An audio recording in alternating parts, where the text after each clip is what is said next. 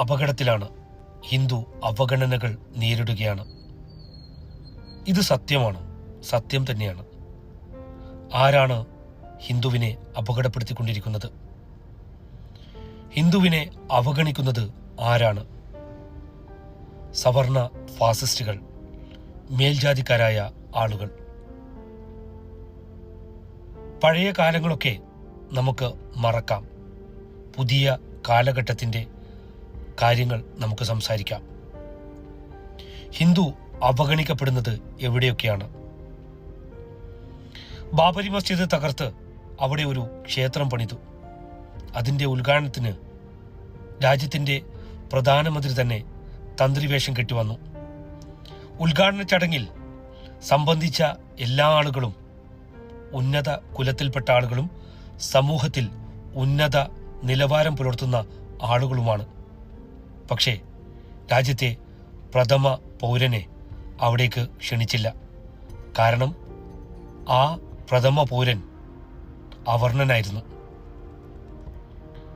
സവർണനായ ആളുകൾക്ക് വിരലിലെണ്ണാവുന്ന ദൈവങ്ങൾ മാത്രമേ ഉള്ളൂ. ബാക്കി ഹിന്ദുക്കളുടെ മുക്കോടി ദൈവങ്ങളും അവർണന്റെ ദൈവങ്ങളാണ്.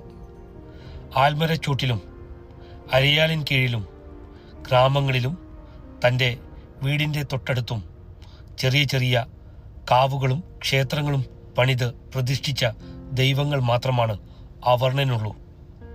രാജ്യത്തെ ഭൂരിപക്ഷം വരുന്ന ക്ഷേത്രങ്ങളും അതിൻ്റെ സമ്പൂർണ്ണ ആധിപത്യം സവർണനായ ആളുകൾക്കാണ്.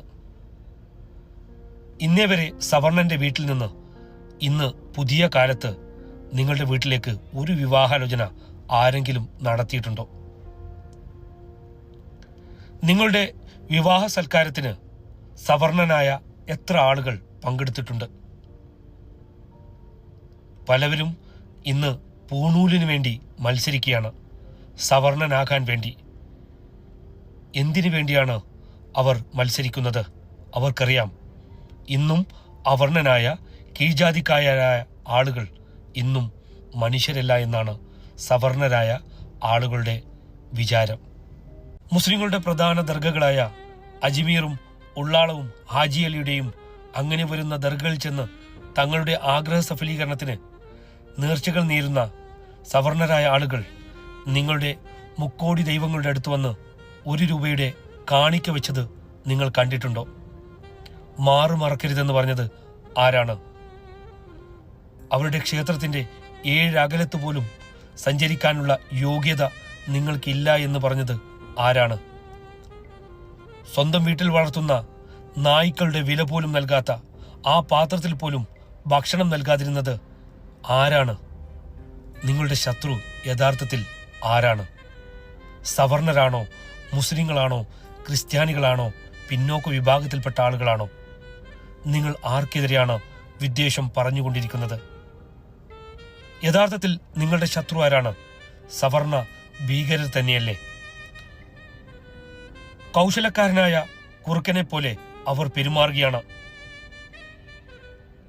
കലാപമുണ്ടാക്കാനും വിദ്വേഷം ജനിപ്പിക്കാനും നിങ്ങളെ അവർ കരുവാക്കുകയാണ്. അവരുടെ മുന്നിൽ ഒരൊറ്റ ലക്ഷ്യമേയുള്ളൂ, നിങ്ങളെക്കൊണ്ട് ഈ രാജ്യം അവർക്ക് അവരുടെ നേട്ടത്തിന് വേണ്ടി ഉപയോഗിക്കാൻ കഴിയുന്ന ഒരു സംഭവമാക്കി മാറ്റുക എന്നത്.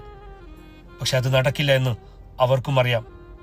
കാരണം ഇന്ത്യയിലെ ബഹുഭൂരിപക്ഷം വരുന്ന ജനങ്ങൾ അവരെ പുറംകാലുകൊണ്ട് ചവിട്ടിമെടുക്കുന്ന കാലം അതിവിദൂരമല്ല എന്ന് ആ സവർണ ഫാസിസ്റ്റ് ഭീകരർക്കും നന്നായി അറിയാം. വെറുതെ നിങ്ങളുടെ സമയവും നിങ്ങളുടെ ജീവിതവും ഹോമിച്ച് അവരുടെ കൂടെ നിന്ന് ഇല്ലാതായിത്തീരുകയാണെന്ന കാര്യം മറന്നുപോകരുത്. വിശ്വഗുരു എന്ന് നിങ്ങൾ പറയുന്ന മോദിജിയുടെ ഈ 12 വർഷം കൊണ്ട് നിങ്ങൾക്ക് ഏതെങ്കിലും രീതിയിലുള്ള നേട്ടങ്ങൾ ഉണ്ടായിട്ടുണ്ടോ എന്ന് വെറുതെ ഒന്ന് ഉറങ്ങുന്നതിന് മുമ്പ് ചിന്തിച്ചാൽ നിങ്ങൾക്ക് നല്ലത്.